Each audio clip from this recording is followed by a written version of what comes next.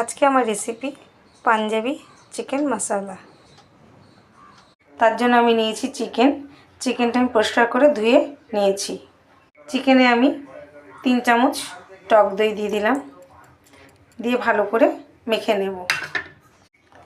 স্বাদ মতো নুন আর হলুদ দিয়ে এবার আমি ভালো করে চিকেনটা মেখে নিচ্ছি। এবার আমি একটা মশলা তৈরি করে নেব। তার জন্য নিয়েছি এলাচ, দারচিনি, জায়ফল, গোটা জিরে, ধনে, গোলমরিচ। এইভাবে আমি মশলাটা গুঁড়ো করে নিয়েছি। সাদা তেল গরম হয়ে গেছে, এখন আমি দিয়ে দেবো 2 কুচনো পেঁয়াজ, ছোট ছোট করে একদম মিহি করে কুচিয়েছি, আর একটা রসুনের কোয়া।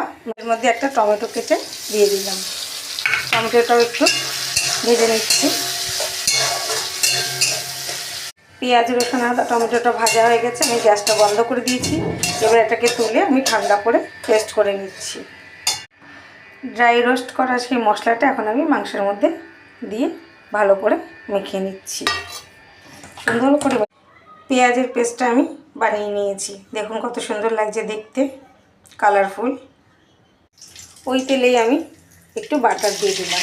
পাঞ্জাবি স্টাইলে করতে হলে একটু বাটার দিতে হয়। বাটারটা তেলের সাথে মিশে গেছে। এখন আমি দিয়ে দিচ্ছি তেজপাতা। তেজপাতাটা একটু ভাজা হবে। এবার মশলা থেকে তেল ছেড়ে আসছে। এবার দিয়ে দেবো হলুদ, ধনে গুঁড়ো আর একটু কাশ্মীরি লঙ্কার গুঁড়ো। মশলাটা কষানো হয়ে গেছে, এখন দিয়ে দেবো সেই মেখে রাখা চিকেনটা, দিয়ে ভালো করে মশলার সাথে আমি মাংসটাতে আমি নুন দিয়ে মাখিয়েছিলাম বলে এখনও আমি নুন দিইনি। এটা একটু পরে আমি দেখে নেব। এবার আমি অল্প একটু চিনি দিয়ে দিলাম টেস্টটা ব্যালেন্স করার জন্য, দিয়ে ভালো করে মিশিয়ে নিচ্ছি। চিকেন কষাতে কষাতে দেখুন তেল ছেড়ে এসছে, সাইডে সব তেল ছেড়ে এসছে।